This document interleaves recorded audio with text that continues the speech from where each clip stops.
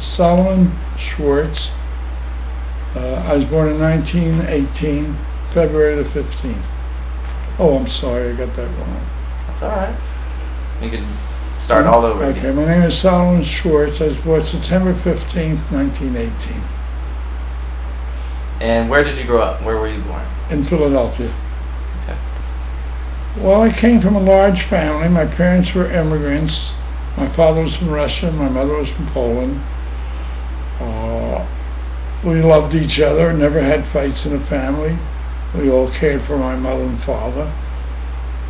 But they weren't demanding. I did what I wanted to do with my life, more or less. I always appreciated I was treated that way. What were some of your favorite things as a kid growing up? Do you remember what you used to do? I built model airplanes. I used to build gasoline model airplanes in 1932, 3, 4, in through there. And that's only 20 years after Wright brothers were building an airplane. I always got a kick out of it. They flew their airplane, I think, in 1911, and I flew mine in 1923. Okay. I also collected stamps. I was a big collector of things. And I collected stamps and match covers like most kids do. Yes, my father immigrated from Russia in 1894, I think. My mother came here in 1906. They met in New York City. My father was 20 years older than my mother. He met her the day she got off the boat, and he told all the guys on the corner, "That's his, don't touch her." I always got a kick out of that. My father was a stationary engineer, but he couldn't get his license in this country. So he worked whatever jobs, being a plumber, being a builder, whatever. Mostly a general contractor. In later years, my mother converted the first floor of our house into a restaurant, which became very successful. Hardships were very, very bad in the Great Depression. None of us in the family had a college education or skills, and you worked mostly day work, and the average salary was $1 to $2 a day. But we were 5 brothers, so between the two of us, we brought between $5 and $10 home every day. And it was tough and hard, but made a better person out of me. I wouldn't have lived through my future if it wasn't for those early days. I started working approximately at 14. One of my older brothers used to peddle fruit. And he, in those days, he'd rent a horse and wagon, and he was afraid of the horses. And I was a kid of 13, 14 years old, and I took care of driving the horses. Very interesting. Very interesting. And were you in school during this as well? Or? Yes. Later on, in about 20, I guess it's in around 24 or 23, I got a very good job, and I was making about $25 a week, and my father wasn't working, and most of my brothers weren't, and my mother was sort of haphazardly said, "I don't know what's going to happen when you go back to school." So right then and there, I made up my mind not to go back to school. I'd just been promoted into 11th grade, and that's as far as I got. But what I'd lost in education, I made in street knowledge. I always talked about being an architect. I liked designing things. I designed all my own model airplanes. I was good on a board with things, but it never happened. But what other things that happened that really made up for it? We'll just wait for the paint plane to clear by. And yeah, I appreciate working this way. It's a little harder for you, but it's better for me. No, it's You. totally fine for me as well. Oh, I love backpacking. My mother was so busy with her children. I used to take my younger sister, I'd be about 14, her 11, and we go backpacking into the mountains for 3 or 4 days. And she would never realize until we came home that we were missing. Really funny. But I love the backpack. I've done it all my life. And that's about, I had a full life between model airplane building and working on the side. It was full. No complaints. Well, you always slept with a brother. You never slept alone in your life. It seems the only time I had a single bed for myself was after my wife passed away. I always had company. But growing up was very good. I liked it. I didn't know it was the Depression, and I didn't know we were poor, because everybody was poor, and everybody was living with the Depression. So it wasn't that bad a deal. And did you guys get along for the most part? Yes, we all got along very well. In fact, my brothers were quite a bit older than me, and when I needed advice from people, I never bothered my dad. I'd go to my brothers. They understood better. I was about 2 months short of 23. I was working in New York at the time, and I got my draft notice, so I came home to tell my mother I'd be drafted shortly, and decided I wouldn't wait, so I went down and enlisted. And can you tell me a bit about that day? Do you remember? It was a very, very interesting day. I got down to the place where they had the recruiting offices, and I wanted to join the Marine Corps, and there was a sign, be back in an hour. We were out to lunch. I sat there for an hour, and they didn't come back, so I went across the hall and joined the Army. But it was the old Army Air Force. Today, the Army's a separate sector than the Air Force. We were 5 brothers and 2 sisters. All 5 of us enlisted. All 5 of us fought in combat in the Pacific. We all came back. My sister didn't join the Navy, but she worked for the Navy Yard, for the Philadelphia Navy Yard. Yeah, I got tongue-tied on that. That's all right. No, she worked for the Navy at the Philadelphia Navy Yard. Very good. Rewinding a bit to sort of the start of America's involvement in the war. Do you remember Pearl Harbor? Do you remember that day and where you were? I remember it very well. We went to the Philippines, and it took a long time because the Japanese were following us with subs. So when we got to the Philippines, we got there 18 days before the war. And you could read the paper, the English paper in the Philippines, you knew obviously we were going to war. Secretary of the Navy Hull demanded that the Japanese get out of China, and we stopped shipping them oil and scrap metal. So it left the Japanese no alternative, I think, but to go to war. For the Japanese, it was sort of a catalyst, pushed them into it. But then the Japanese were empire hungry anyhow. They would have gone regardless. The Pearl Harbor Day is the 7th, but it's only 4 hours difference in the Philippines because of the date line. So it was the 8th in the Philippines, and it was Sunday like in Pearl Harbor. And I went to a cockfight, and they bombed us. First thing I did was jump into a ditch of muddy water. And that was actually the start of the war. They didn't hit the Philippines till about 3 or 4 days later, and they took out all of our aircraft. So they took all the Air Force men and transferred them into the regular Army. We were assigned to a Filipino Army on beach defense. Well, boot camp was easy for me because I was a natural hiker. I'd been on my own a lot, and I had parents that were not hard on me, but tough. So the tough boot camp was easy. The guys that flunked out weren't guys that had my background. Well, we were crowded on a civilian boat when we left the States. There were approximately 10,000 men on a boat that should have handled 2,000 men. They couldn't feed us regularly. They didn't have enough galley. So we ate 1 hot meal a day and got 2 bags a day. One said breakfast and one said lunch. And I'm trying to remember how long it took us to get over there. But it must have been about 18 or 20 days it took us to get there. And the boats pulled into the harbor. I knew we were in trouble because they were started issuing rifles to all the men as they got off the ships. And there were infantrymen there and tank men there. We were Air Force. And when they issued us a rifle, I knew I was going to war. And every 10th man got a Browning automatic rifle. And my good luck is I got the Browning. I never seen one. I never knew what one looked like. So I asked the man that was issuing them to me, what do I do with it? He says, here's a couple clips, go down to the beach and try it out. So that was my military training in the Army. And can you talk a bit about the days following and Well, the days following, when we started getting hit heavily by the Japanese fighter planes, they were burning most of our planes on the ground.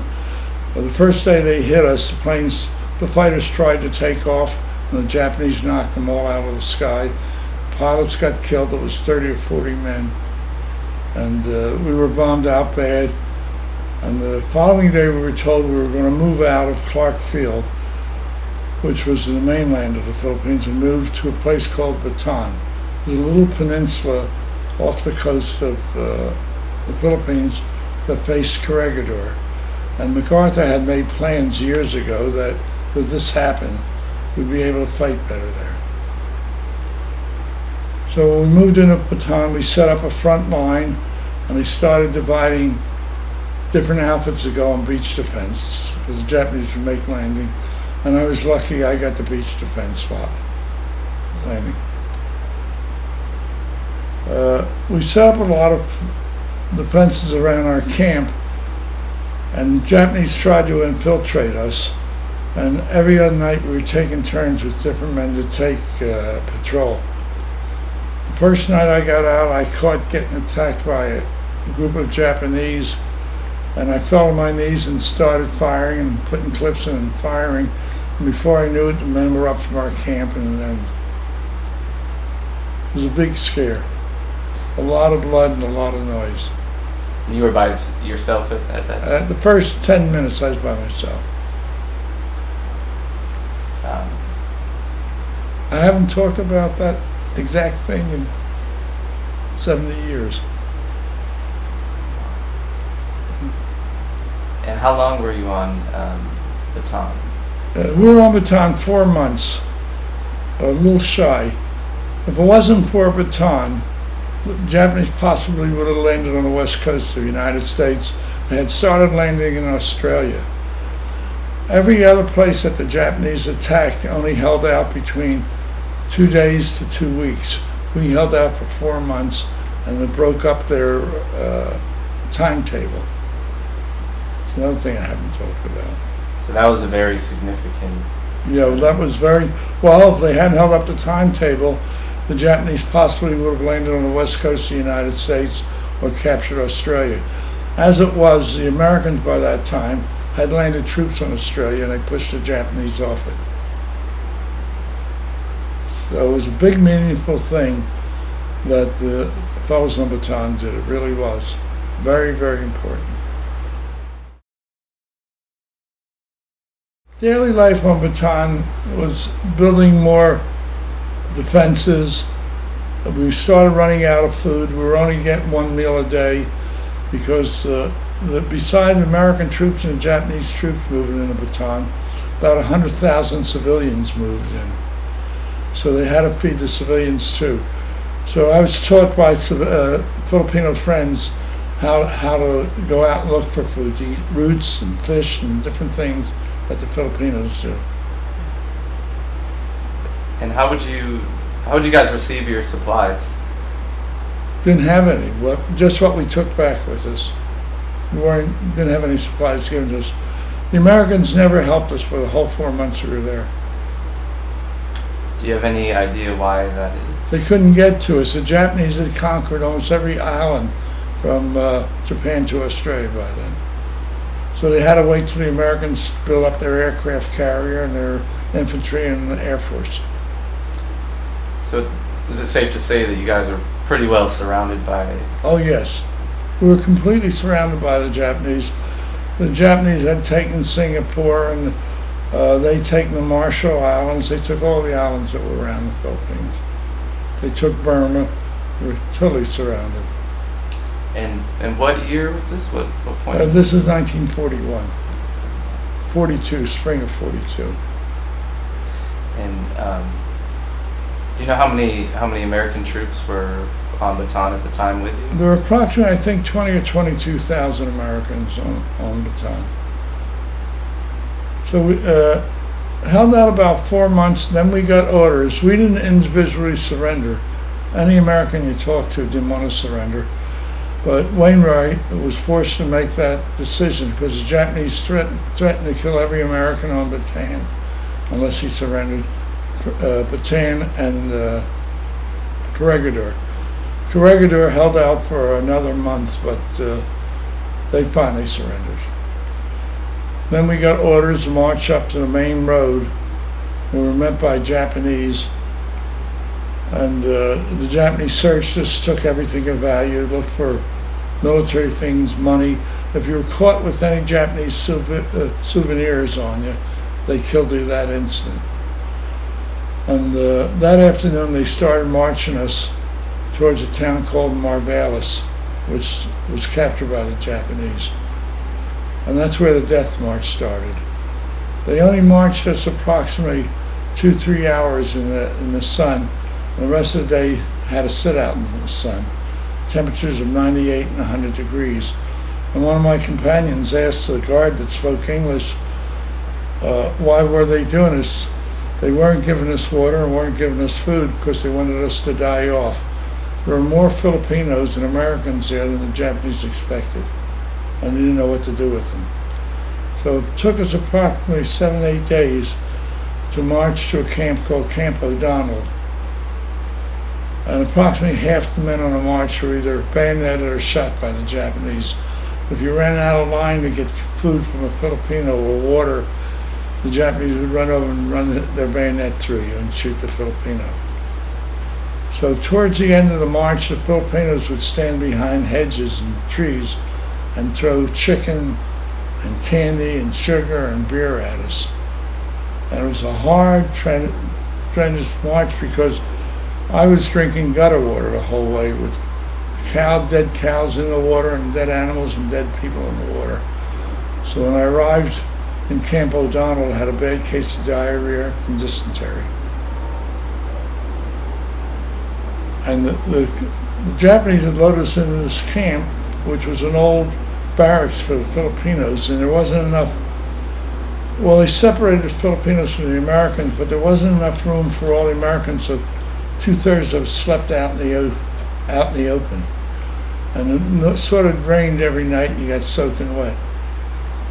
And one day, going to the past water, I went over to what we called slit trenches, and it was wet, and I fell in. 2 Marines pulled me out. I don't know where they got it. They got something to give me an enema, and stomach enema, and clean me up. But inside of a week, I was out of my mind and sick. So they put me in a ward they called the 0 ward, where they put you next place you die. I was there about a week, and I broke away from the 0 ward and used to wander around the camp begging for food. So I was in the camp approximately 4 months. And all of a sudden one day I was sick and I was laying on the ground. I heard two men talking. They were trying to pick me up. One said, "Let him lay there, he's going to die." And the first man said, "Well, we got orders to take him, let's take him." So they took me out and put me on a truck, and they took me to a camp called Cabanatuan. Cabanatuan was quite a bit better, and they were giving us a little more food. So at Camp O'Donnell, they were sending men out on labor details. So when they finally cleaned the Philippines up pretty good, this Bataan area, they started shipping men to outlying places. So, we were shipped to Japan. Half the boats were shipped to Japan were sunk on the way over. The trips were called health ships. Health ships, in my mind, for me, was as bad as the death march, if not worse. I was out of my mind. I thought it took 2 or 3 days to get there. Somewhere I read it took 43 days because they were being tailed by American boats trying to sink them. On the way to Japan, we had to pass Formosa for refueling, I guess. We were in an old Japanese freighter. So as we passed Formosa, we started getting bombed by American planes and strafed. killed a lot of Americans, and finally the ship started to sink, so they beached it. And I wandered around Formosa for a few days till they cornered me and loaded us up and shipped us to Japan. We landed in Japan in a town called Moji, M-O-J-I, a very contemporary town. And they loaded us onto their speed train, and we were told if we opened up the windows or we pulled the window shades or tried to escape, not only would we get killed, the whole department of the train we were in would get killed. So we finally got to a place called Camp Number 17 in Fukuoka. I don't know how to spell it.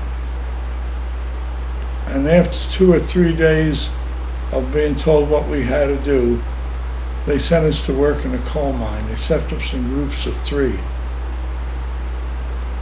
They had a morning shift, a second shift, and a third shift. 2 of the shifts shoveled coal, and 1 of the shifts worked in a mine doing the timbering. It was what we call a longwall mine in this country. The shovelers would shovel the coal into the trough, and the trough would put it on belts and would take it topside. Anyhow, we started having escapes, so the Japanese figured out how to stop the escapes. They separated us in groups of 10. And if one man escaped, they shot the other 9. And they shot a couple of groups of 9, and men stopped escaping. There was no chance in prison camp of talking back to Japan like I hear people who were in German camps play jokes on the guards.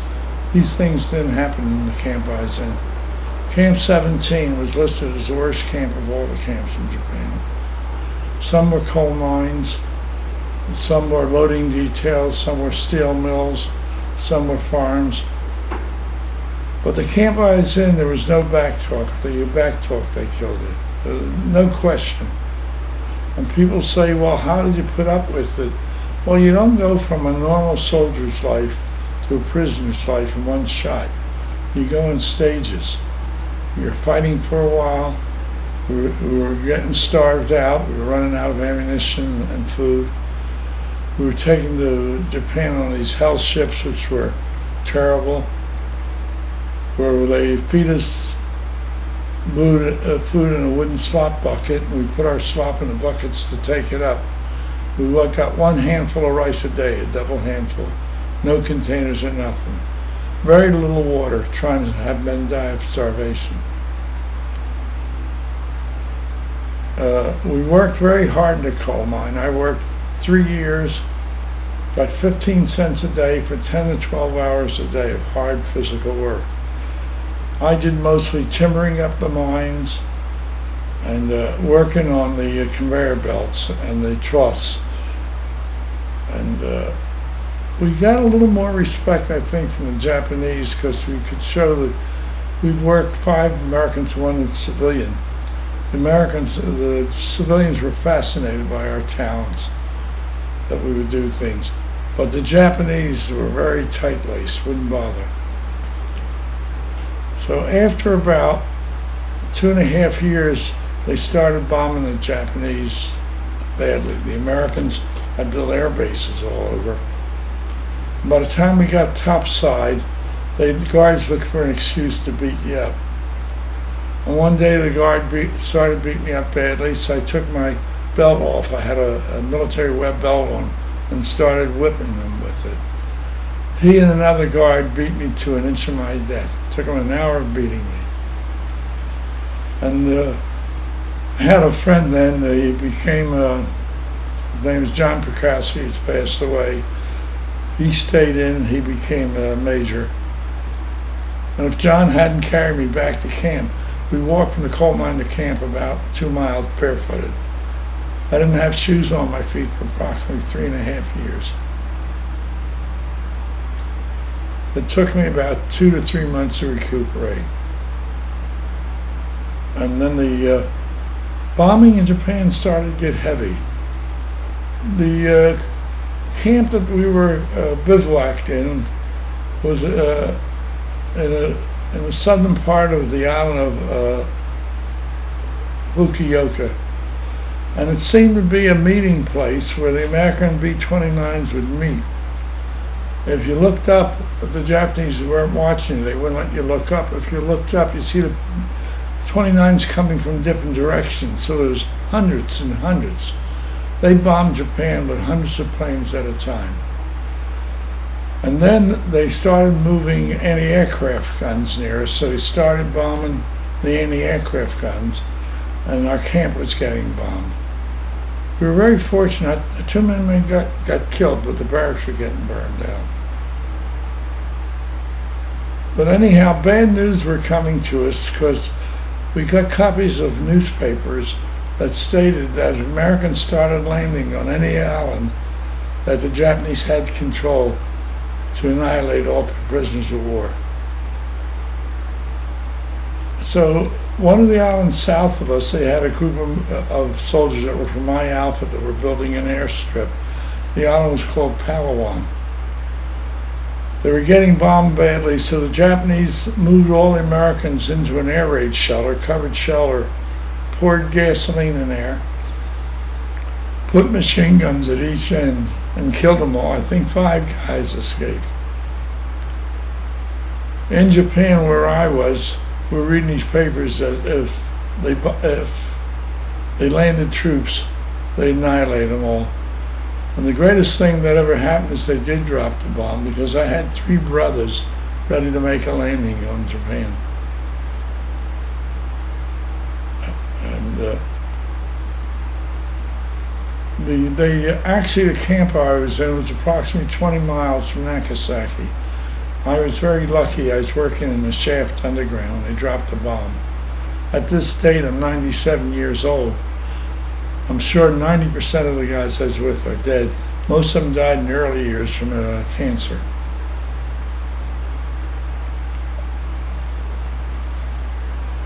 But anyhow, the Japanese were looking to beat up guys for any least excuse. You were on pins and needles or on a razor's edge all the time. You didn't know what would happen to you. The barracks we slept in didn't have bathrooms. And when you had to go out, you'd call a guard and yell, "Make," and he'd take you. You have to speak only Japanese to know English. After they beat me up, I couldn't walk on crutches. They put me in they had sort of a hospital there in one of the barracks.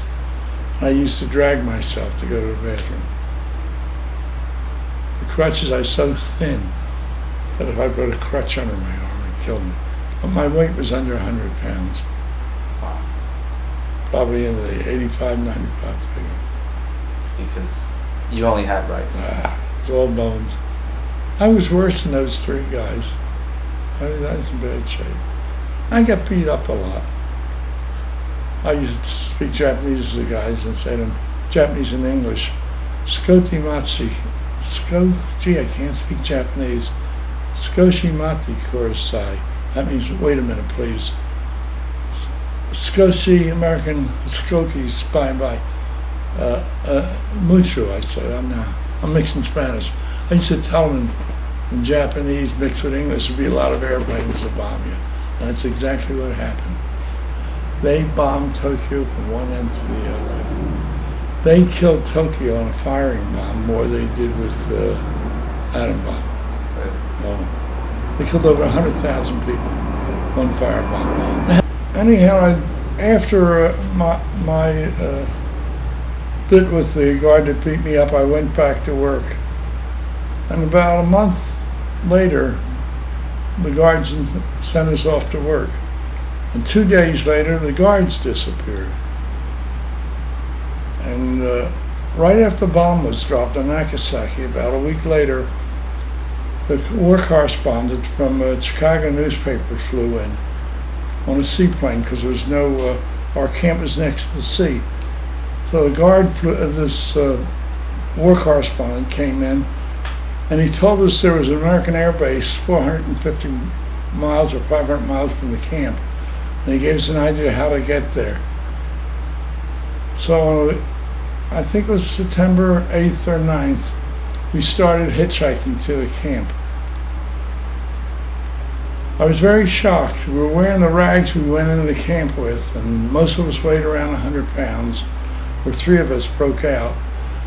The civilians kept away from us, and they bowed to us as we walked by. And one day in a pouring rain, a man with an A's uniform came out of a house and spoke English to us. He was an American. He was there visiting his grandparents when the war broke out. And he told us we should be very careful because a lot of people lost children. They'd kill us. And he invited us into his house to get out of the rain. And finally we got close to the air base. We got stopped at a bridge by 2 Marines. And I have never told this story.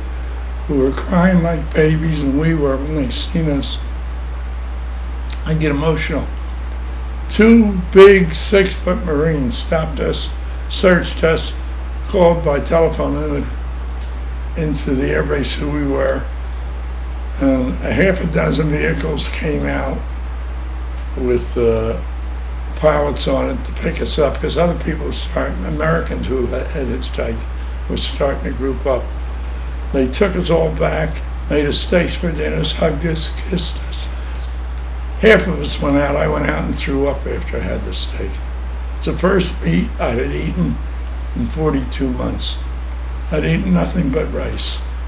No protein, no carbohydrate, nothing. And anyhow, we stayed there for 2 nights, and they shipped us to a replacement depot in the Philippines. As I was wandering around there, one of my buddies came running over to me. He says, "Your name's posted on a missing persons list." My other 4 brothers had enlisted and asked for Pacific service and posted my name all over where I was. So I went to the Red Cross man, told him who I was, and he drove me out to visit my brother, who was a Seabee at the other end of the island. The sailors were crying.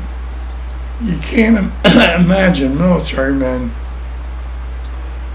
who'd fought a war and seen the first ex-POWs would react the way.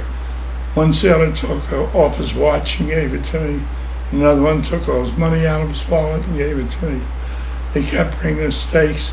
They gave us a baked potato, and all my life I ate the skin off a baked potato. And these sailors would run around looking at us, how starved we were. They were eating the skin off the potato. So they kept us there a few more days because a typhoon picked up. They were going to fly us back to the States, but because of the typhoon, I missed the flying back, and we were put on a boat that took us in. We came into Seattle Harbor. We were met by 2 big barges, and with girls on there dancing and singing. And one of the songs they sang, "Give me one and give me twice and give me all you got. It's been a long, long time." And we landed. They wanted to take me down off the boat in a stretcher, and I wouldn't let them. I half crawled down. I said, I walked up. I'm going to walk back. I'm getting emotional. I said, I'm going to walk back. I sprawled myself on the ground like the other hundreds of guys and kissed the ground. And they took us to Fort Lewis, Washington, to Madigan General Hospital. And the welcome we really got, they locked us in a ward, 40 or 50 men for 4 or 5 days. And it actually took me about a year and a half to get out of the military, where most people get out in 3 weeks. I think we were all mental cases when we came back. I shipped to other places. I finally shipped to Valley Forge General. From Valley Forge General, I shipped to Camp Dixon, I was discharged from it. And if there's any point you want to ask me, please ask me, because it's hard. I'm telling stories I've never told before. They're exactly 70 years old. We were on beach defense, and the Japanese were looking for soldiers that fought at Quinin Point, Quinn Point, at Agaloma Bay. The Japanese, I have to go back a little, at the front lines weren't taking prisoners. They were killing the men at the front lines. So we got order not to take prisoners. And between the Filipinos and us, they had made 2 major landings, and every Japanese was killed. There were no prisoners taken. Fires were started. They were bombed badly. They were burned to death. So we had to come up. Our beach defense was down a hill.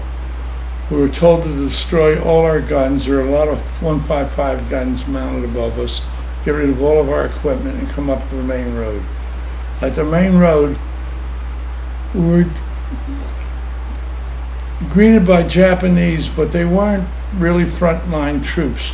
They looked like all 16, 17, 18-year-old recruits who were gathering us. And they were searching all of us for, like I say, Japanese souvenirs. If there were any, these kids killed them immediately. Some of them were sort of gentle. I wore a hat with my name on it. They called me by my name, so they could. I bumped into Japanese that took out on a march, took out rosary beads to show me they were Catholics. But I never forgot that, because most of the Japanese on the march were very, very cruel. They had orders. The march was about approximately 3 hours a day, sit us in the sun. Only the first day did we get food and water. All the other food and water was scrounge. I tried to eat roots of flowers. I got sick and threw up. Filipinos were throwing us food. But if they got caught, they got beat up with the butt of a rifle, got killed, or bayoneted.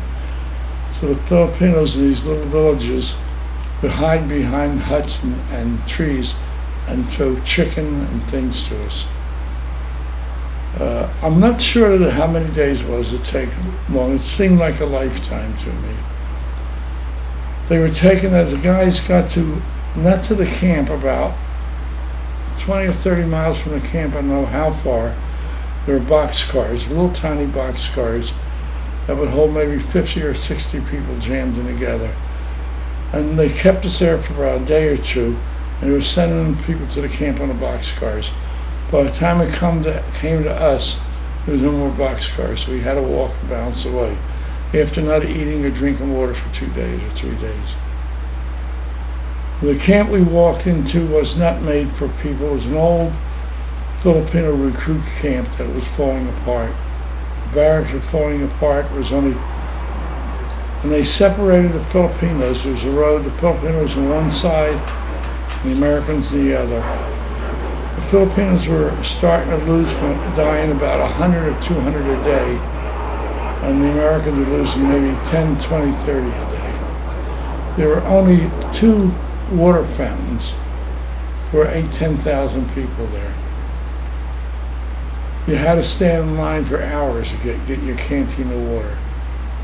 They were so full of disease and filth that the Japanese never walked into the camp. This is Camp O'Donnell. They threw food over the fence.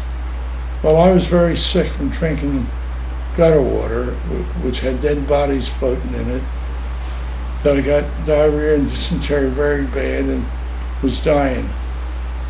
2 ex-Marines, who were your medics or whatever, would bathe me and clean me up and chisel food from other guys who were getting food because I couldn't stand in line from other Marines.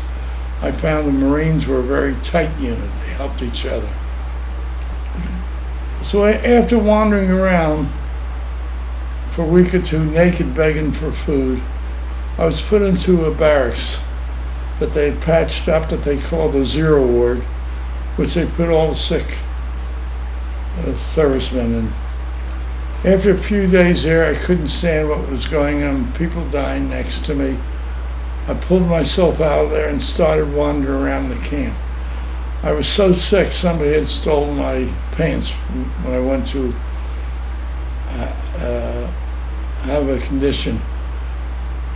And somebody stole my shirt off my back, hit me and took my shirt because it was drizzling. I was cold, naked, and I wandered around the camp for about 2 months naked, covered with filth. The only water I got on me was the beginning of a shower, because otherwise I'd get cold and I'd crawl under an old barracks building to keep out of the rain. And after 4 months we were dying at such a large figure, the Japanese wanted them for slave labor in Japan. They shipped us by truck to another camp called Cabanatuan. It was a lot better and relatively cleaner, but there was no medical care. The death rate there was very high. I started recuperating. I was being taken care of by a Polish doctor, and I'm half Polish, and I'd speak Polish to him. And he must have taken care of me extra special. And one day I was laying on a barracks floor, I couldn't walk. I saw a bottle of green fluid, and I thought it was something maybe would poison me. So I drank it, the whole bottle. Instead of getting poison, it was soapy water. It flushed me out so good I started getting better. And inside of 2-3 days I was walking again. And the Japanese would test you, and if we could walk the length of a barracks, we thought they'd send you to a better camp. They took us to Manila and started loading us on boats to go to Japan. I started talking about it earlier, but they really were the worst. They're old Japanese freighters, maybe 6 or 8 knots. On the boat I was on, it had two, what do you call them, the bottom of a boat? 2 giant rooms on the boat. We had 1,000 men, they put 500 in each one of them. They had shipped horses on it to the Philippines and never cleaned up the filth that was on the ground. We were so crowded, you half slept on somebody else to find a place to sleep, and you try to brush the manure aside. I had 1 canteen of water. When we got on the boat, they let everybody have a canteen of water. I woke up the next night, I saved half of it. The canteen was stripped of me, and somebody was sipping my water out of my canteen. So from then on, we didn't get any water. We were drinking our own urine, letting it settle in our hats, and then drinking as little as we possibly could. The Japanese were feeding us out of buckets. Wooden buckets were lowered into the hold. And we were scooping up piles of the fecal material and putting it in the hats. And they would haul the hats up and use them. They dip them in the ocean once or twice to clean them out. Also, they were letting us out of the hold about once every 2 or 3 days, and they were testing needles on us. I don't know what they were for, but I had so many punctures in my arm, I started getting them in my chest. I must have gotten 20 or 30 needles in the bottom of the balance of the chest. And you don't know what they were? I have no idea. I think maybe I didn't have 20 or 30. To me it seemed like a lot, but got a lot of needles, and I think they're probably for cholera, my guess. Because cholera was breaking out all over, and I guess he's sweating it out on the boat. It took longer than I expected to get there, because on the way there, American dive bombers were strafing the ship, killing Americans, killing Japanese. There was a lot of Japanese civilians on the deck that got killed. Inside the hold, I couldn't think of the name before, but inside the hold, Americans were getting killed because 50 caliber bullets go through the metal on the hold like they're tin. And the boat started to sink. They beached the boat, and marched a lot of guys to the docks so they'd work them on dock detail. I wandered away for a couple of days. I just wandered in, and I guess I was getting fed by the Chinese, because I don't know where the food came from. I have very little memory. My whole memory of the trip, which I understand took a long time, was only 2 or 3 days that I remember I was on a trip. I remember how filthy dirty it was, how we put the dead bodies as Americans as they were dying of starvation in the back of the hold. If we told them that a guy died, they'd cut the rations that much. They'd let us down to minimum rations that we wouldn't start a riot, but people would die. And I guess they didn't want us to get out of the hold. They had guards in the top of the hold, because from our hold led into another hold that was nailed shut or barred shut, that had whatever they were carrying to Japan. But it took quite a time, longer than I expected. They put us on trains, were warned not to try to escape. If one escaped, they'd kill the rest of the train, passengers on that one train. If we opened up they pulled the windows shut on us. If we opened up the windows or the curtains, we would get shot or bayoneted. And unfortunately, I ended up again in the Camp 17, which was rated as the worst camp in Japan by the government. Worked 10 to 12 hours a day on a small bowl of rice. If you complained about it, they beat you up. If you were caught out of your barracks after, say, 8, 9 o'clock at night, or an hour after you came home, you either got beat up or you got bayoneted. Very, very strict. One night I tried to take a shortcut to the mess hall. I was on a mid-shift, and you had to go past the guardhouse, and I didn't want to do it because the guards would stop you, inspect you, and look at you, hit you, urinate on you, so we'd keep going. So I took it was a square compound, so I took a catty corner, and I got caught. They brought me back to the guardhouse. There were about half a dozen buckets frozen over with water. It was winter. They broke the ice, made me strip naked, and spilled the water on me. Kept me there in the water for about an hour or two, then brought me inside and knocked me into a 4x4 wooden cage.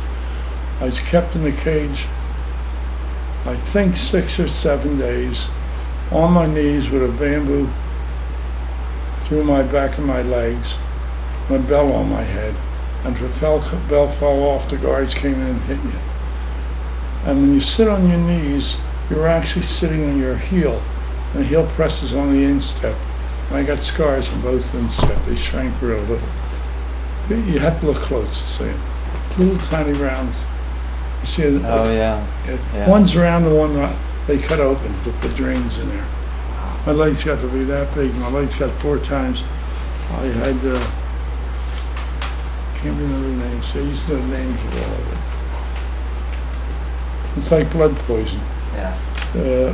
Eventually, they wanted to take my legs off, and I wouldn't let them. They wanted to take my hand off. I'd got wounded my right hand, and gangrene kept setting in. And the second time they opened it up to clean to get rid of the gangrene, he sewed these two fingers to this tendon. You see the angle up here? These 2 fingers are set to that. Yeah. See how the fingers curled up at the bone? Yeah. The tendons pulled it. And some Filipino, but very few Filipinos were sent to Japan. And he came up with a cup full of maggots. Found that he knew where a dead dog was, maggots. And I put the maggots in my hand and put the bandage on. In 3 days, they ate up all the dead flesh. So, but this hand's been a pain. But the rest of it is about the story. It wasn't easy in any way, shape, or form. Never had enough to eat. Never had enough sleep. Never had enough clothes. When I broke out of camp, I had my original garments that I'd worn in camp in the Philippines for a year, that I wore in Japan. And actually, it was hard on my family. I was missing in action right after the war for a year. And when I came home, I don't want to put it in. My mother was heartbroken. She wouldn't come over and talk to me. She said, "Look how you look, you made me suffer." So then I got lucky. The war broke.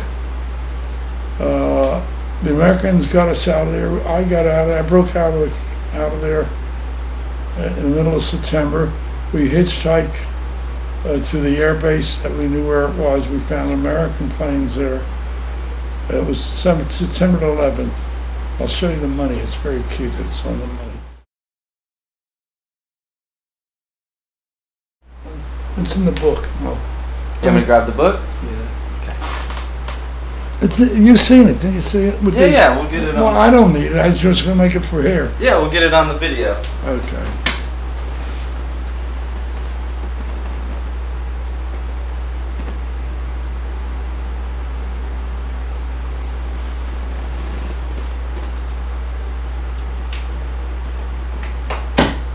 Can you take, with your camera down, the small print? Say that again? Can you take small print on your camera? Sure, yeah. Well, actually, it's not running, is it?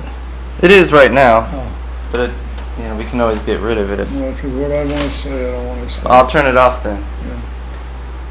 I never showed you this. I got so many awards. I got 2 columns full of it. Does it tell you awards over here? Oh, well, these are not important. But here's where it shows you that. That's a good thing, the flash on, I think. Run it all the way down the whole thing. Get it. Got it. Okay, and I'll show you the money. See if you can shoot this is good. Oh yeah. Can you see where it says missing in action? Take his first shot. Yeah, go from the top and I'll go down to the bottom. I'll get it where it says missing in action. It was missing in action for a year. Before they found out where you were. Yeah.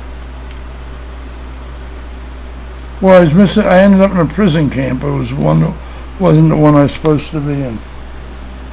Let's see it. Just make sure I get it.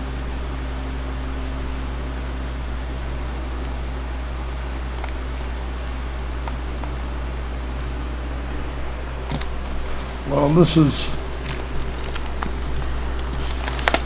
see, which I think is interesting. This is a telegram my mother got saying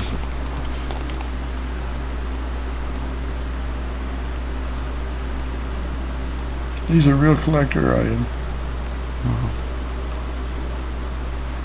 Got that. What was the other, the money I wanted to show you?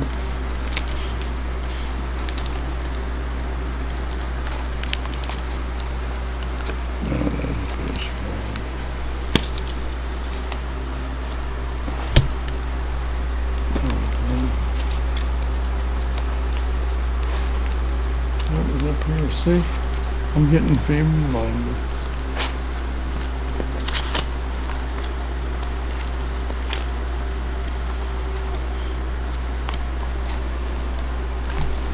Now this is the captain and the crew that flew me out of prison camp, and this is the date. That's the name of the number of the ship. So I think it'd be a good closure for the part of it if you'd like it. This is Japanese currency. Yeah. This one's worth about $500. That's worth nothing. It's got scratched up. Jeffrey will like it. Oh yeah. No, this will be a great addition. And what were their names? Do you remember who? You said they flew you out of there. Pardon? The gentleman who flew you out. Yeah, his name's here right on top. I can't see. It's a bit hard to read. That's commander and the crew. September 12th. Yeah. Oh, see, I thought it was the 11th. What's that say, It 12? says 12 there. Yeah, well, and then here I kept thinking it was 11. Okay, I don't think I have anything that be of interest to other people. Coincidentally, these are guys from my outfit. This is a group at the first meeting we had, prisoner of war group, this one here. Those were all members of the death march as Yeah. well.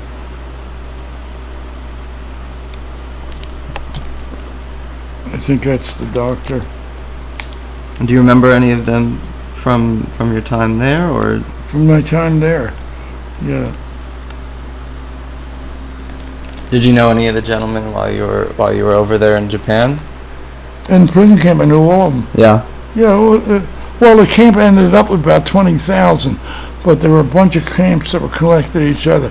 Our original group, called the original 500, I don't know why, but I knew every one of them because we had 1,000 guys on it. This guy, he's half Filipino and half Irish. This guy was my camp commander. That's my wife at that meeting. She was about in her early 30s. And that was Humphrey O'Leary is his name. Half Filipino. And this is Major Mamro. He was our American camp commander. Japanese used to beat the hell out of him all the time. Wow. This is the doctor, Captain Hewlett. He lived in Palm Springs. People know that name.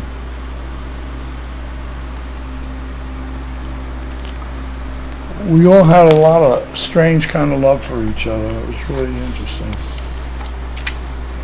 I'll tell you, it's part of life, and I know I had a hard time, but I don't cry about it anymore.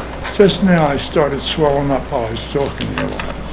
But I lived a life. This is what life is, you know. Then I meet guys like you. This is the good parts of life. And I got a grandson named Jeffrey. You know, like I make a lot out of him. He's just an average guy, you know. But the people here, and they see my grandsons here every week from me, can't get over it. And I'm living here now 10 months. And this has been 3.5 years since he came back off the road. That's great. Ever since he came back off the road and got a car. And he didn't have a car for about 6 months. He still apologizes to me that he couldn't take care of me. But he don't tell people he takes care of me because he knows I don't like to feel like I'm being catered to. Right. It's my own mental case. Sounds like a great grandchild.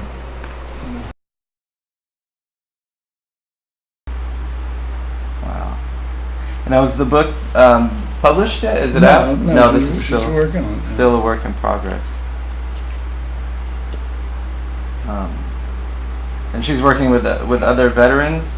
Yeah, there's about 40 veterans living in that senior group in Mission Viejo. Yeah. Oh, so she's working that whole She area. lives there. Oh, okay. Yeah. They're mostly Marines. And most of these guys, you know, weren't in combat. I don't know if you ever knew the statistics. There were 16 million men in the military, and approximately 1.5% went in the combat area. So like 1.5 million. And most guys weren't in combat. There's about one guy, there's about 5 or 6 Marines here in the 80s. They fought in right after World War II. What war was that? The Korean? Korean. Only one of the whole bunch went into combat.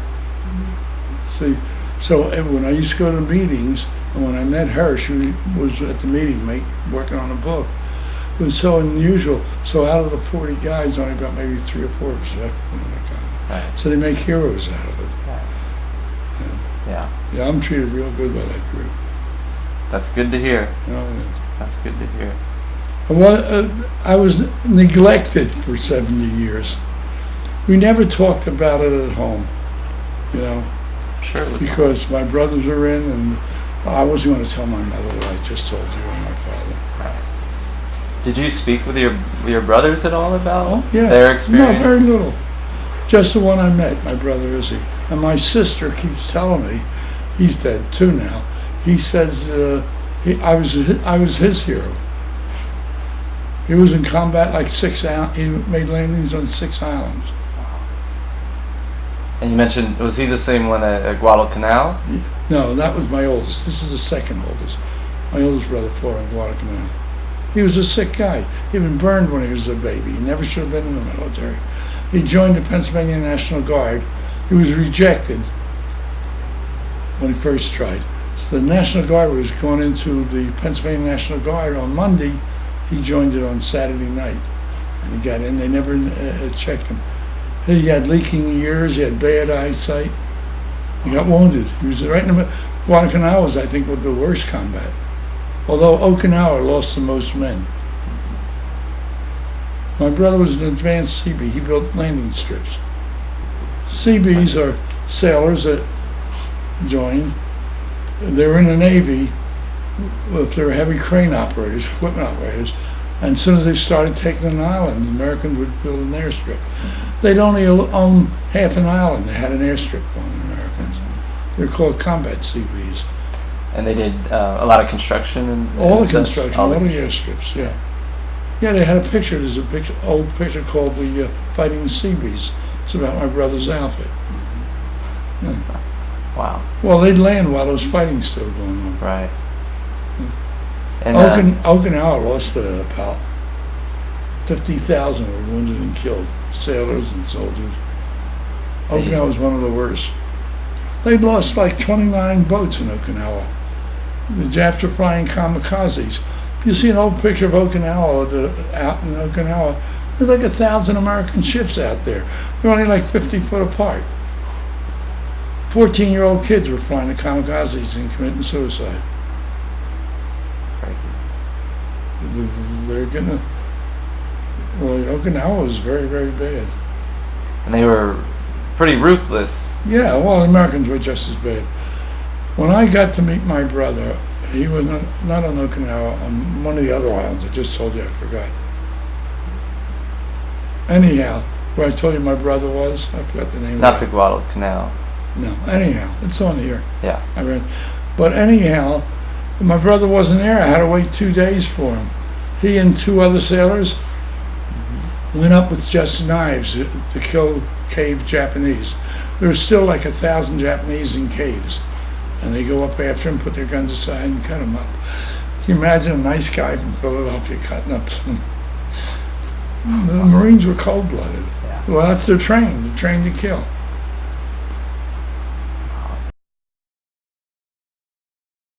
I had about 15 flights. I went to machine gun school. I was 17s. But as soon as you got overseas... Well, I knew I was being shipped into a war. Right. But they were flying 17s. Maybe I wouldn't have. I don't know. But we knew that we were just going to try to hold the Philippines. Yeah. You know, they brought extra troops. They brought 100,000 troops in from China to push the young kids aside. They had the young kids originally fighting the Americans, and the Americans were fighting too good. I had never had a fight in my life, and here I am getting in the bayonet fights. You know, I never handled a gun in my life. You know, As soon as you got there. Pardon? And as soon as you got there, they Yeah, handed... I was on a boat yet. He handed me a gun. I'm getting off the boat.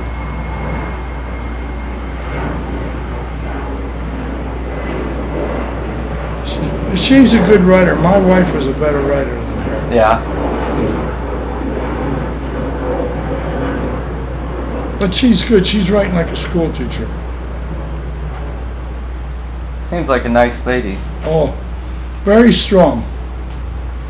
I wouldn't want to be married to her. Very, very nice. You can't understand how good she's been to me. Friday night, somebody else was supposed to pick me up. His car got banged up or whatever. Then he was going to borrow a car, so she was only going to pick me up. She picked me up, took me to the meeting, brought me home and back. That's like 120 miles of driving right around. I always want to get ready to buy her gas. She won't take it off me. I fight with her once in a while. She lets me take her out to lunch. That's good. That's good. Nice lady. Yeah. That's great.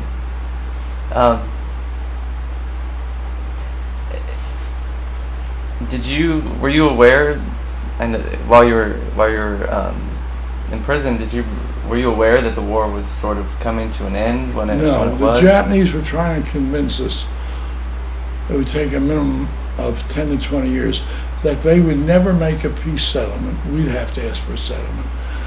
And that's what the Japanese did. If we hadn't have been there, they thought they could land 200,000 troops in California and Oregon, and then we would sue them for peace. The Japanese had to make peace at the American terms. They didn't want to make peace. They almost killed the emperor. They didn't want to make peace. The emperor made peace. So, but I figured we'd be there another 2 or 3 years. I didn't think I was going to live another 6 months. I was so weak and so sick. And we knew the Americans were getting close because we used to see 500 American airplanes at a time bombing Tokyo. But up till the last year, I thought I'd be there a long time. And the last year, I figured we'd be there another year, year and a half, like 5, 6 years. But the Americans dropped the atom bomb. Yeah. You know? So there was I guess, what was it that sort of kept you going and Me? Nothing. We had faith in our country, honestly.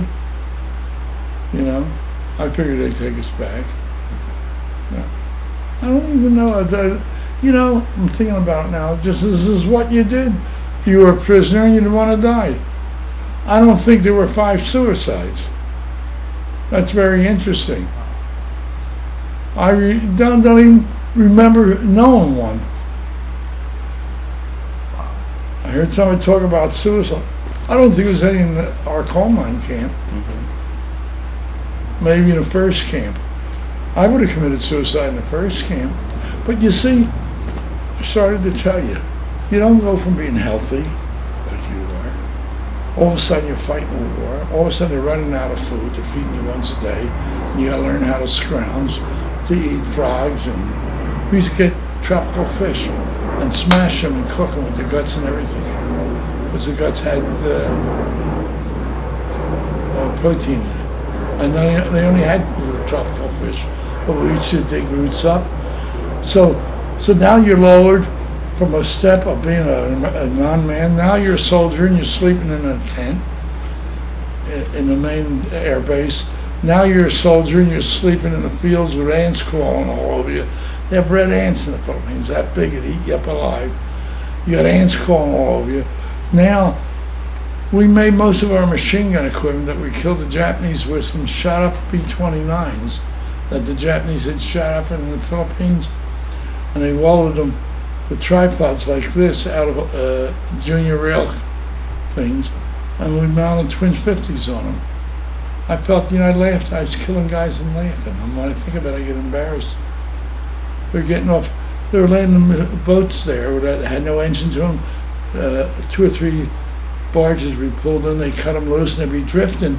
And I'm sitting up on the hill pointing down at them, firing as much space as I can. Firing like 1,000 bullets a minute. It's stuff that I didn't even think about what I just told you. Yeah. So many things happened. It was all thing. So the case of dying, so now you're lowered to eat once a day, then you're scrounging for food. Then all of a sudden you're put on a health ship, which is the worst thing in the world. I don't know how long is there, a week, 2 weeks, or a month. I'm getting as much rice as I could hold. That's what you got once a day. So that's the rice, a gooey rice, nothing in it. I never ate. In the camp that we were in Japan, the people around there were farmers and fishermen. And when tangerines were in season, they'd leave bushels of tangerines, and the Japanese would give us a half a piece. They had a knack to them. They wouldn't give us what was coming. When the Red Cross packed it, we got Red Cross packages. We got 3, but I got 3 halves. It was always half. They'd eat the rest or throw it away. They just couldn't understand how to do it. This was their way of life. And the head of the army now, the head of the government now, is justifying. Also, there's a Japanese guy living here, is justifying the Japanese killing the Americans. Of course, a sergeant could have his head cut off by a second lieutenant. He talked back to him, or get beaten up. So he was here with me one day trying to justify. So one guy called me over yesterday, was talking to me, he says, he's full of crap, but they were. But the people used to bring tangerines, used to bring whatever they grew, daikon. There were 2 things. You know what daikon is? No. Japanese radishes, sat long, it's white radishes. They're in the store sometimes. They're dyed sometimes yellow. I don't know if I've ever seen one. Oh, I happen to like them. Yeah. But But the people themselves, when I used to go to work and come back from work, it was about a mile and a half walk, and you're walking on a dirt road barefooted. And the people, we used to have to walk 2 or 3 villages because the camp was next to the ocean, to the bay. The people would stop working, face us, and bow at us, and a lot of them would be crying. I'm sure they weren't bowing at the guards. They wouldn't cry for the fucking guards, This was the Japanese civilians. The women, and their husbands. And when we broke out and were going to get flown home, the Japanese kept away from us. They got the money from the Japanese. Japanese were running over us and giving us food. Japanese people didn't want the war. They really needed it or had to stop having children. Japan doesn't have any coal mines, any iron mines, and steel mines. They have nothing. It's a volcanic rock. So they needed Manchuria to have the coal and the iron and the steel. And they needed, there was a bombing here yesterday. What do you call, Rick King and I was shot.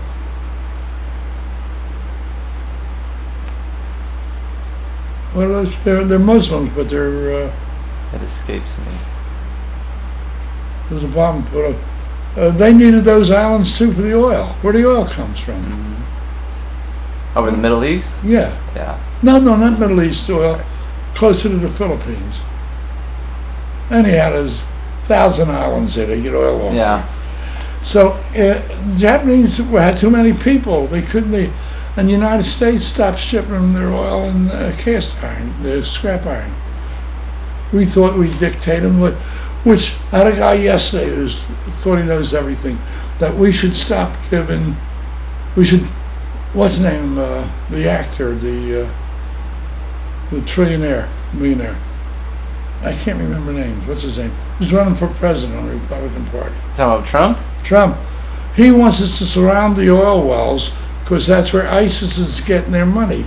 Well, you just can't go over there and surround the oil wells, Right. So this guy was telling me that Trump is right, that what we should do is stop shipping these guys buying Japanese cars, and it's all well and good, but you can't do that. The world don't exist that way. Right. And if we go over and Bangkok, yeah. And if we go over and surround these countries, it's no sense me even talking about it. So that's how you become a prisoner. Because it's little by little. Imagine if people, if they bombed this country, and one of your best friends gets killed, and all of a sudden there's another bombing, and your brother gets killed. It shouldn't happen, but I'm just bringing out. How would you not only would you be mad, but you'd be demoralized. Where you come home and your parents are living in some shack that are made from the house. Your house blew up. That's what's happening to these people. Look at these people in Iraq that are not fighting us. The Christian Iraqs were sleeping out in the desert with no tent. So that's what people say to how do people get like that? They look so horrible. You look at the pictures of the civilian Iraqis that aren't fighting. Or the Christian Iraqis, and you look at these kids who are wearing rags. But you don't go from this life to that life. Guys go from this life, like I said, they lost their normal life, they quit their job or their business, went into the army, and all of a sudden a wigwagging on the ocean, you can't get fed enough because the submarines are following us. And all of a sudden, every little thing demoralizes you. That was the word I was looking for. And you get to a point you're so demoralized, you figure this is what you do. I didn't want to die. I didn't know anybody that wanted to die. I think I say I want to die more nowadays than I ever did in a million years. Only once did I want to die, and I lived. I figured God did something to me. You're here for a reason. That's right. My wife used to always scream. I was here, my wife was sickly. She spent 8 years in a heart hospital between 4 and 12. And she figured God saved me to take care of her. I took care of her. I used to bathe her for the last 5 years of her life. shower every day, rub her down with oil, go shopping, buy the food. I shop with one eye, those. Right after I fell and lost this eye, my wife got terribly sick. I think I did something to her too. I stopped driving a car. Because when I was driving a car, we used to come up to visit once every 2 weeks. Then I stopped driving. Then you're in an old age home like you're in jail. Well, I was very lucky surviving the war and all the other stuff that went with it. And when I came back, my school principal had sent my mother a letter about me, and then he sent me a letter and called me on the phone. I didn't have a school diploma, but he says, you're entitled to it. So I got my school diploma from him. So I was going to go to college. I didn't earn a diploma, I was given one. So I was going to go to college, and my mother was right. My mother and father talked me out of it in a nice way. I made the decision. But they said, you just spent 4.5 years. Just be happy. Don't go to work for 6 months or a year. Enjoy life. Bum around a little bit. But I met my wife pretty soon, and we were going steady. And loved my wife, liked her a lot. And we decided to get married. So I went out and got a job. No, I was working part-time, so I got a full-time job in this jewelry store. Because we were going to get married. We got married over the Jewish holidays, Yom Kippur. Not on Yom Kippur, you can, but one of the days, right before it. I had to take my vacation before I met my wife. So I asked my boss, could I have a day off without pay? Because Yom Kippur came off on a Tuesday. She didn't work, she just owned the store. Her husband owned another store. Could I get Monday off without pay? Because Tuesday was a holiday, I'd automatically got off, and I'd be back to work on Wednesday. She says, no, I can't do that. If I give you off, I have to come to work. She wouldn't give me the day off. So we went ahead and got married, September 7th, 1947. I'm very pleased, and we went on a honeymoon. We spent a week in New York and a week in Atlantic City, and I never went back to work. So now I got to go get a job. I had a few dollars. I hadn't got my back pay yet, but I had a few dollars. My father might have given me some money. Might have put $1,000 in the bank, so I had pocket money. But anyhow, so I get a job. Job was no good. I get another job. The job was no good. Couldn't get a good job. I got a halfway decent job. It was traveling. I didn't know my wife that unhappy till she got sick about me traveling all the time. She thought it was thrilled that I got a job and I was working. You know, my wife was one of these, whatever you want is good for me, you know. So anyhow, I never could get a good job. So I got a job managing a jewelry store in Philadelphia. And the guy always sent his wife in, had 4 employees, big store. Always sent his wife in about 15 minutes before closing time to wait in the store for him. So it meant I couldn't lock the door and go home till he showed up. Usually it was raining, the door, you had nowhere to stand. This started happening once a month, twice a week. And finally I said to my boss, he came to the store one day, and I was doing the buying for 4 other stores. He owned 5 stores. And I says, I can't work for you. No, I said, I can't work for you no more. He said, why not? If I gotta be your errand boy and stay here because you're gonna meet your wife here instead of the hotel or a restaurant, unless I can have my days off and I'm supposed to be off, go home when I'm supposed to, I don't want the job. Just like that. He said, fine. I said, here's 2 weeks notice. I wanted to keep my name. 2 days later, 2 of the guys in the main office come in, one friend who said, so I'll go look for a job. They're running ads all over, and as soon as they find one, he's going to fire without a notice, they told us. So one day I call him, I said, Frank, I want you to come in the store. They always call him by his last name, Wolf. Because I was 27, he was about 50. I said, you got to come in the store. Yeah, I can't come. I said, come. I said, well, if you don't come over, I'm going to throw the keys in the street. I'm leaving you today. I don't want a phone. So he ran over as quick as he could, gave me the keys, and I walked out there. He didn't even talk to me. Couldn't get a job anywhere. So we're living off a little bit of money I had to be saved. My wife had bought a little house. Bought a house on a GI. We bought a 3-bedroom, 2-bath house, a row house, for $12,000. My wife gave him a $50 check. He needed $500 down. My brother loaned me the other $450. I bought the house. Couldn't get a job anywhere. Because what happened? 15 million guys just got out of the military. Every good job was swollen. So I had to go in business for myself. So I had a briefcase and $75. I went down to the wholesale district and bought Spidell bands. They were a brand new thing in. And I bought them in broken boxes. The ones sold for retail for $10 cost $5 wholesale, and the broken boxes cost me $2 a piece. So I bought about 30 of them and started going to gas stations and restaurants and selling bands. Sold all my bands but one in the first day. Went down there, bought some more bands. The guy knew me because I had worked in a jewelry store. Gave me stuff on consignment. Started asking somebody, guy asked me, hey Sal, can you give me a little ring? I only got about $250. I'm embarrassed to go in the store. Maybe you can hustle around, find me an imperfect stone, a nice ring for $250. I found him a ring for $250. I started taking catalog sheets with me and taking orders for watches. There are what they call transshippers. I became one. They would get, like, say, Benrus watches. You bought a $50 watch wholesale, it cost you $25. If you bought 2 of them, it cost you $24. If you bought 6 of them, it cost you $20 a piece. So these guys that were transshippers would buy big quantities. They do it in the camera business, buy from transshippers. Because I was a transshipper for cameras. So, anyhow,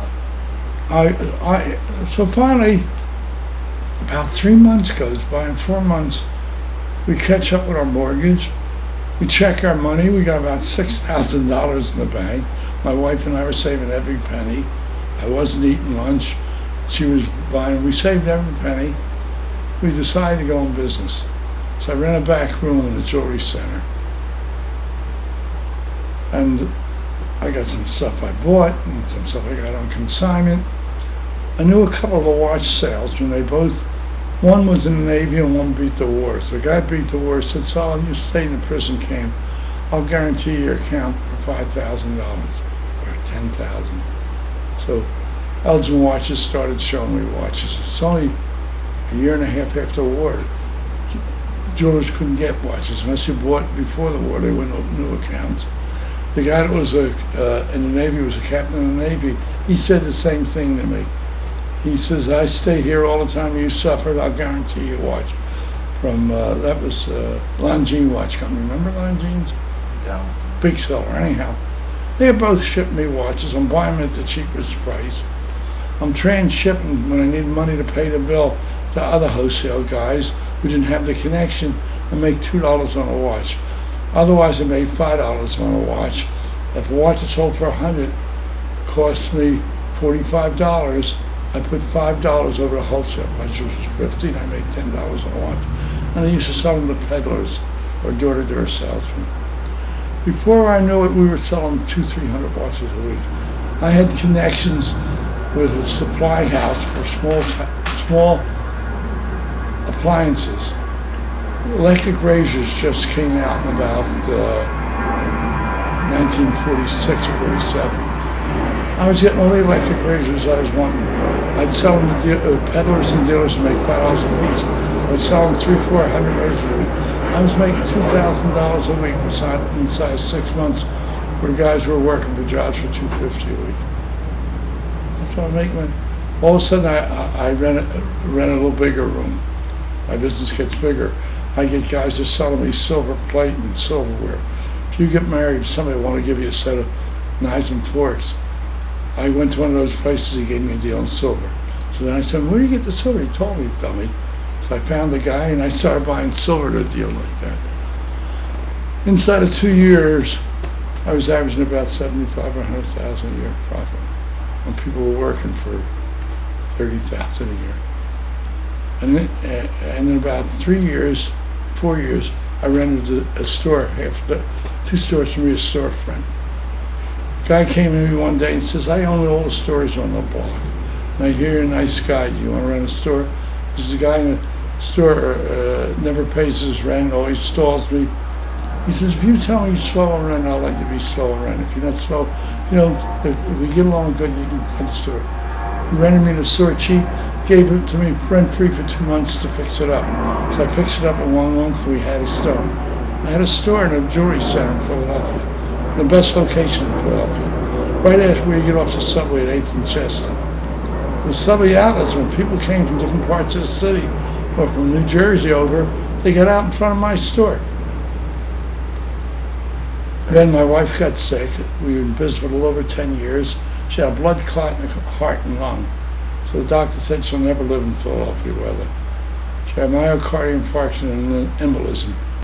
999 out of 1,000 died. Myocardial infarction, a blood clot in the lung and heart at the same time. So I said, let's move to California. We moved to California. I had a job with a watch company. When I got here, they cut half my territory. So I said, I can't make a living. They give me all the little cities to show my samples, and the big cities, somebody else. So my wife and I start talking, so I get a job managing a store in Santa Monica. And I was making eat money and paying rent, maybe $300, $350 a week. I come home one day and my wife feeds me dinner. She brings in a sterling silver dish with a cover on it, like they see in the movies. And she opens it up. It's a piece of paper I open up. That's a lease for a jewelry store in Beverly Drive, for a store in Beverly Drive, a little store. About this big. I had 3 showcases in it, 2 that way and 2 that way. And all of a sudden I'm making money. I meet Red Buttons. I knew him in New York. He's starting to, you know who Red Buttons was? Oh. 50 years ago, he's like the top comedian in America. He did a movie, like 10 movies a year.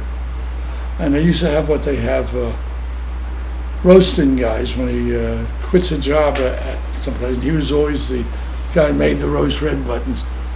And all of a sudden, I got customers coming from the movie industry. Red Buttons sent us in. You'll give us a deal on a watch. I didn't have a lot of stock. I got stuff in consignment from New York. The watch company sold me watches again. And I had big selections of watches. So I gave people 30 off on a watch. Who did you know to give you 30 off on a name brand watch today? If you wanted to buy a Rolex, who could you get a watch from? So people were sending me people. So I gave 20 off. The guy was nice to me, I gave him 30 off.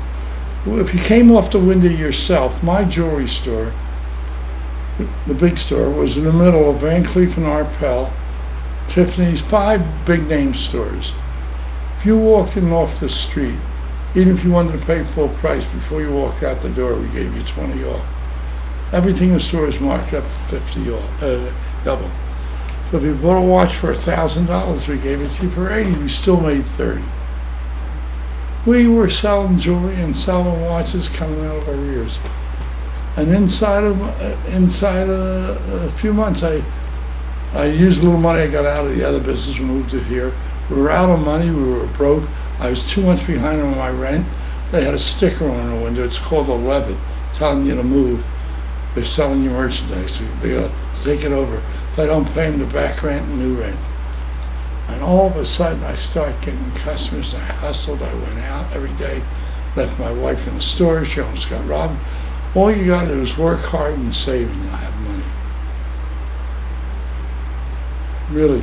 And I worked hard here. I live in a nice apartment.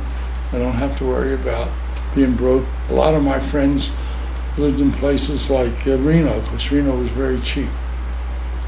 So the guys got out of the prison camp, and they only got like a $200 a month pension, or $100 a month pension. They couldn't make it, so they lived in Reno. Because Reno, you could go to the clubs and get a dinner for 99 cents in the old days. You get dinner. You can go in top clubs in Vegas 50 years ago, and for $3.95 get a meal to suck in. They don't do it anymore. And I worked hard, and I worked, and treated customers good. Told people if they bought something, if your husband don't like it, your wife don't like it, return it, we'll give you back your money. I learned that from my wife. She only bought from department stores. I said, why don't you buy from little stores? Well, you buy from a little store, you want to give the guy a break. He gives it stalls when you come in to get your money back. You go to the department store, they take it back. So I learned. Anybody I met them the first time or 50th time, I had a lot of help. And it was like a maitre d' say, whoever you're buying a gift for, don't like it, please return it. People come in to return a piece of jewelry, I'd say to my secretary, oh, so-and-so will give you the receipt, give them a check. And they'd say, oh, I don't want it, I want to pick out something else. And we took things back, gave refunds, gave discounts. I did good special order work, I was a good designer. And I did another smart thing, I'll tell you, it's hard to believe. I had the first black salesperson in the Beverly Hills Jewelry Center. Anita Hill, I don't know who you know who she was. Her sister was a maid I hired for a daily cleaning the store in my house, worked for me for 35 years. She became the assistant manager of my store. Half the black people in music business were my customers. So in life, if you give a lot, I'm telling you, you get back. You gave an awful lot. Yeah. And like I say, when we're discussing wives, you'll have to do the things that she likes, because she's doing what you like right now, because that's a woman's way to please the guy. You got to feel in your heart she gave you whatever they want to do, you'll do. It's great advice. I guess I got old and I give advice. I'm very lucky I've lived this long. I really am. I was hurt so bad in prison camp. I was so beat in prison camp. I was so sick at times. When I came back, I still had diarrhea and dysentery. I was a salesman on the road. I'd get attacked in the middle of driving. I'd have to go behind a bush and have a VM, or I did all of my clothes. It took me 5 or 10 years to get the bug out of my system. There was a big electric company near my store. There was a big, people print the Saturday Evening Post near my store. One of my oldest brothers was working at for the government at Signal Corps, big place. The other brother was still in the Navy. Everybody was sending me business. And every customer of mine, or most every customer, became my salesperson. For nothing. They were getting me business. When I sold this business in Beverly Hills, I have the ad anywhere. I might have thrown it out. I've been throwing stuff away. Big, beautiful ad, quarter page, about senior partner in jewelry store retiring after 40 years. Everything half off. No markups, no deals, no nothing. I advertised on radio then, because I'm retired 33 years. The cheapest radio I could get was mostly nighttime radio, but they gave you a couple day calls, which are no good on radio. And I had 2 calls like at 6 o'clock and 10 o'clock. I had people coming from Seattle to buy jewelry from me. I've had people from San Francisco. Unbelievable. Absolutely, people knew me. I gave them all half off. Gave them all a legitimate deal. My partner didn't like the deal. He didn't like me quitting either. I quit because of my partner, but my partner was crooked. He was doing things wrong. Personal friends would come in, want to buy a diamond. He changed the ticket. It was a $5,000 ring. He put $6,000 on it and gave it to his friend for $5,500. Say it's close. You know. He did things I was up to here. And the sun was always coming in late. I just had a heart operation, and my rib cage isn't healed. It never healed. I'm broken to here. You feel a rib, a sternum, and a rib. Well, I had 3 operations that broke. It won't scare you. Run your hand down, son. You feel hard wires. Feel the wires? Yeah. They're as thick as a hanger wire. The wires they put in your chest are thinner than a staple wire. They're very thin. Wow. They kept breaking on me. I landed over 1,000, didn't land it, I hooked it and cut loose at the boat. Over 1,000-pound black marlin in Hawaii No way. with this bad chest. No way. Well, because you don't fish with your chest. You pull a rod, it's a different thing. I used to catch, I never fished with line over 50 pounds with 300-400-pound fish. For 30, 40 pounders, I used 15-pound line, real light, because it was an art. But anyhow, I got very lucky, and life has been good to me. Really good. I have a daughter and three grandchildren. My daughter did what rich people do, ruined all three of them. Jeffrey straightened himself out. And the youngest one is a girl. She's not wrong, but she doesn't understand guys like you and guys like me, and people hustle for a deal. They don't understand the word hustle. It's like telling a doctor or a psychiatrist they're a hustler.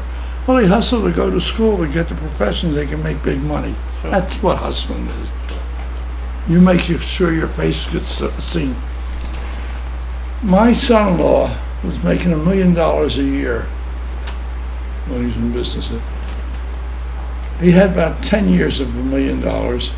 Then he went in partners, and I don't know what he made the partnership years, but $100,000 a year. There was nothing those kids could want. Jeffrey's been to Europe 3 times.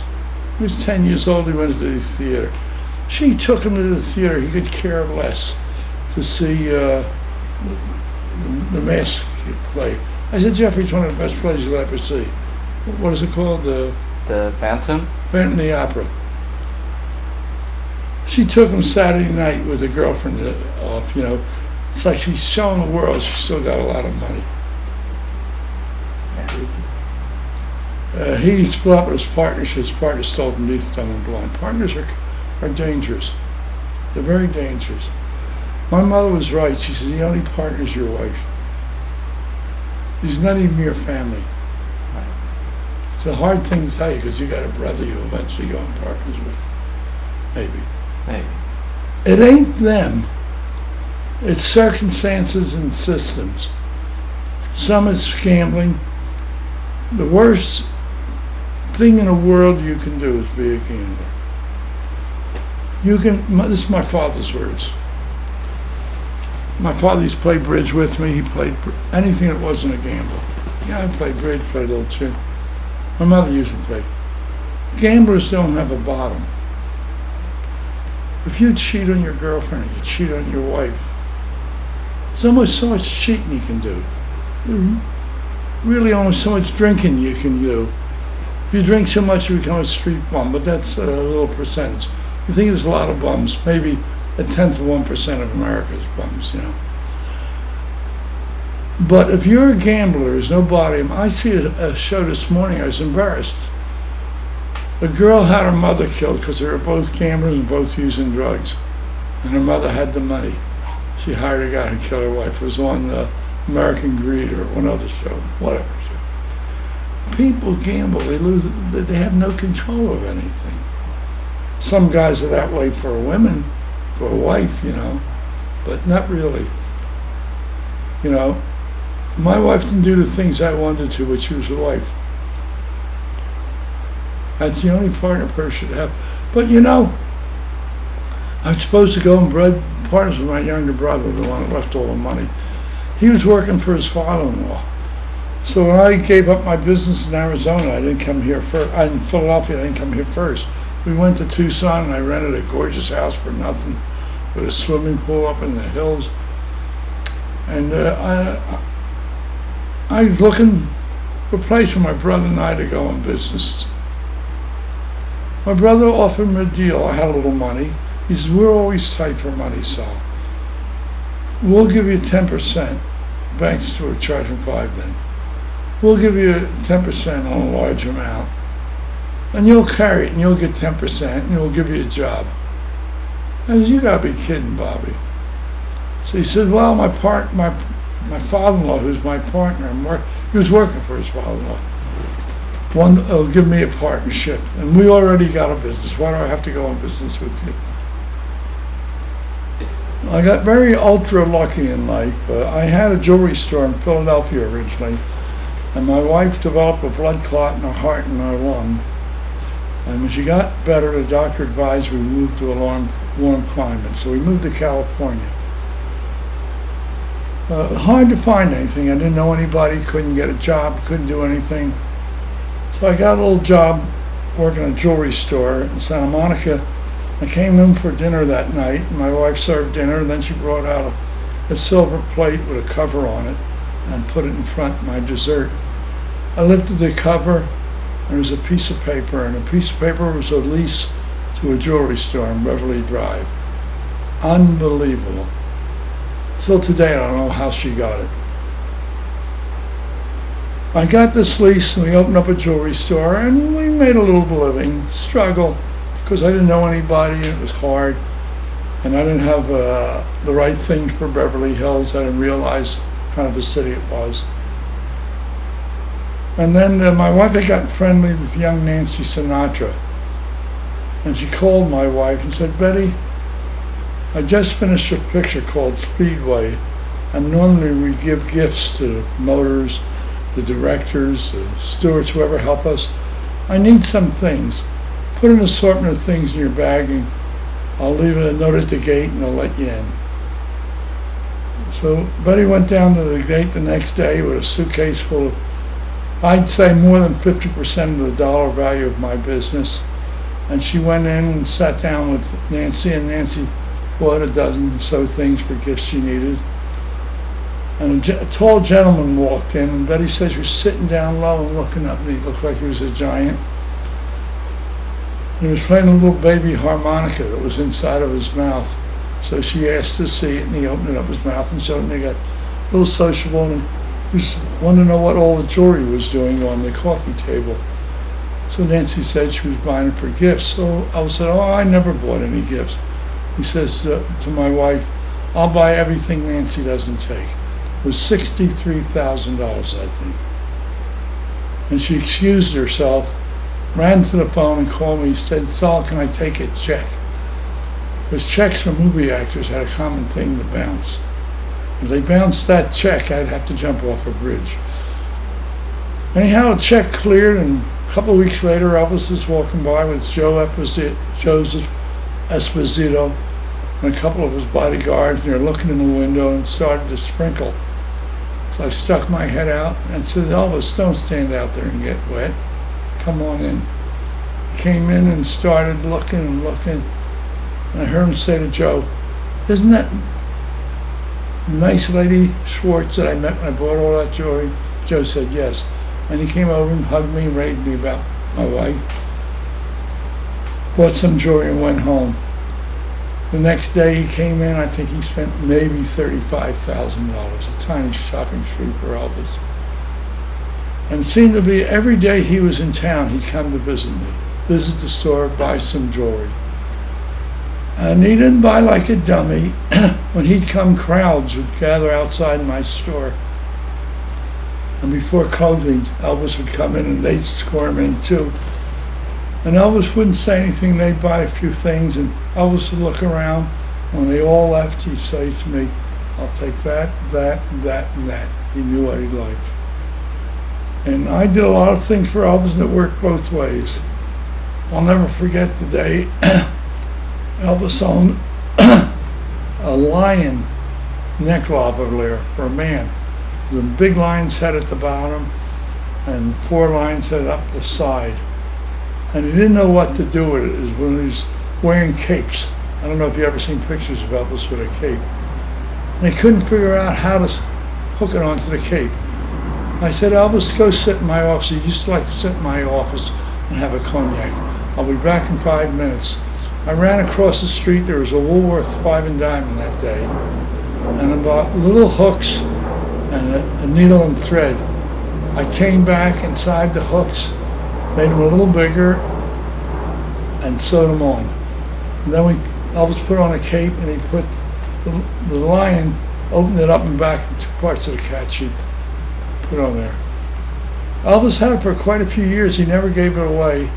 And about 2 years after I retired, maybe about 30 years ago, a gentleman called me and wanted to know if I had made that. And I said, yes. He said, you know, if you looked at it, you had made it? I said, yes. He says, Elvis gave it to me as a gift years ago, and I have a customer who wants to buy it, wants to prove that something that was Elvis's. So I says, fine. He said, he didn't ask me what I charged. So I says, well, when can we get together? He said, over at the hotel. So I made a date for a couple of days later. I went over to the hotel, had a couple of martinis, bought me lunch, a couple more martinis. My wife had filled out the whole thing, and I signed it in front of him. My wife typed up a form. This is Elvis Presley's, and Saul Schwartz sold it to him this time and this time. And I signed it. The man says to me, how much do I owe you? I says, well, you just bought my lunch. I've had that happen to me once, and I always wanted to do it to somebody else. And he grabbed a handful of hundreds out of his pocket, and I wouldn't take it, and he couldn't thank me enough. Excellent. It's 100% true stories. I live and breathe, and I hope other people get the same feeling. I had a marvelous feeling. Excellent. Excellent. And it's true. It's true. What I want to.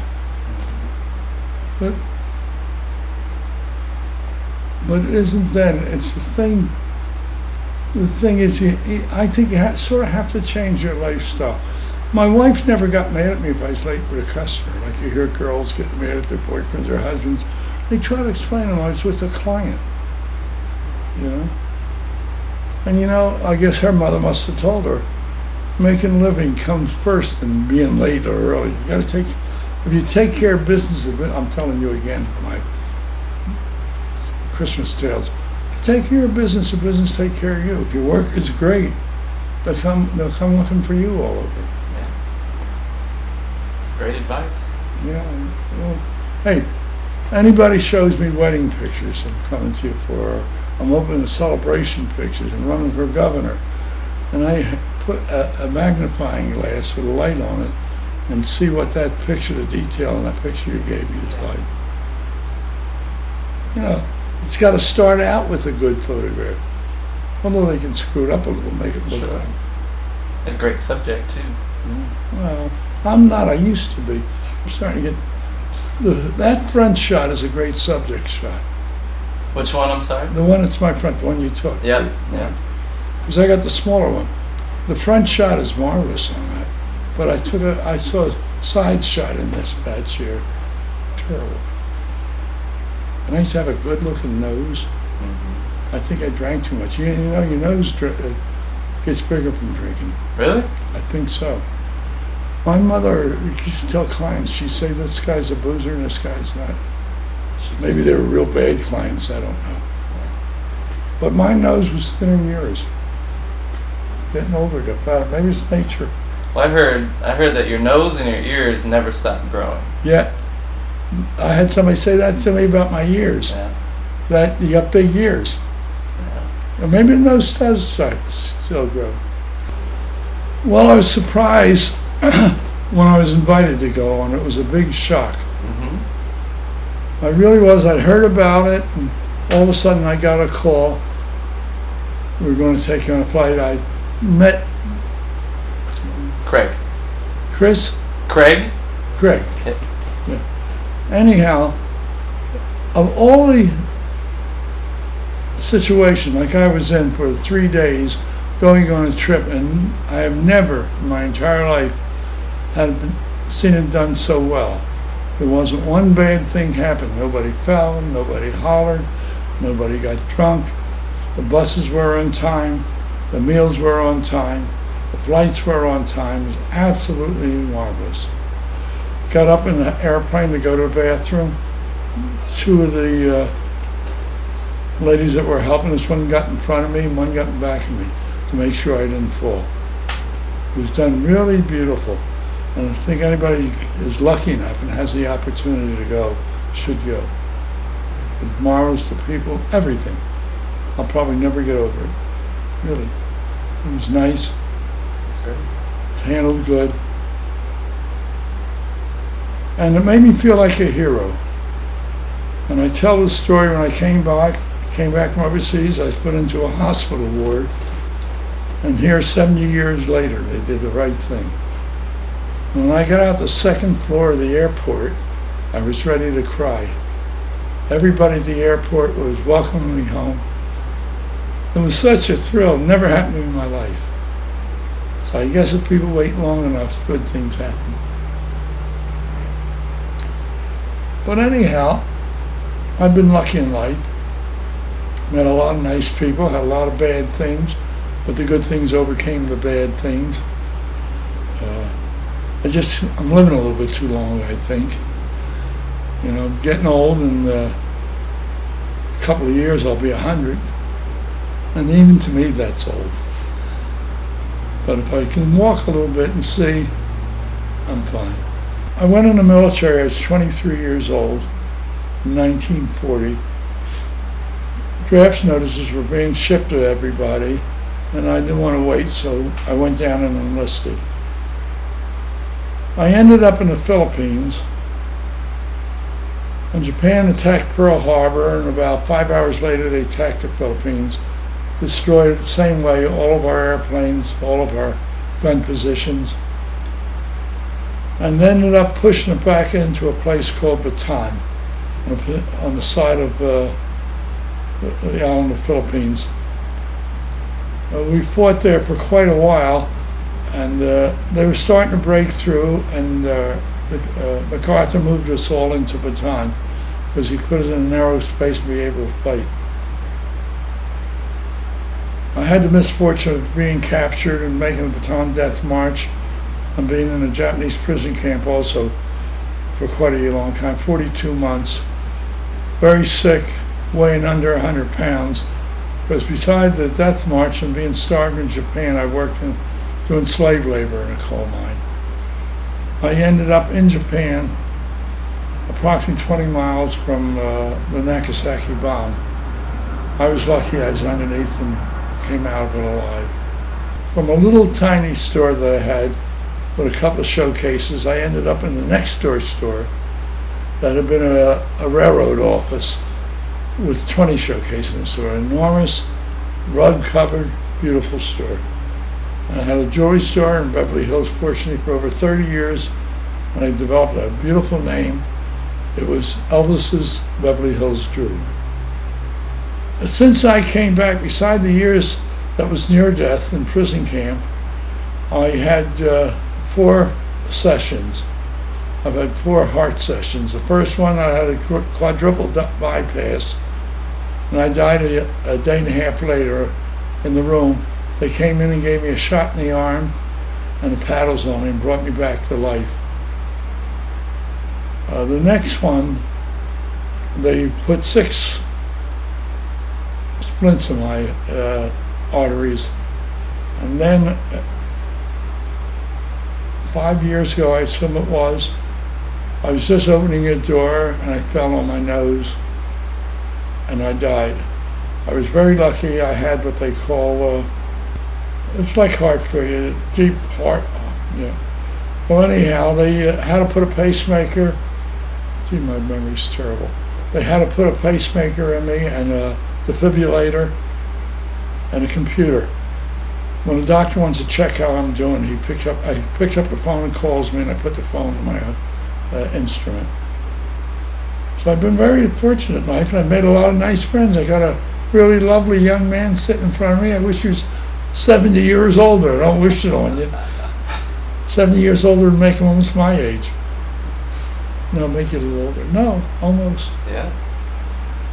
But the trip was something, I just can't tell enough about it. Everything they did was good.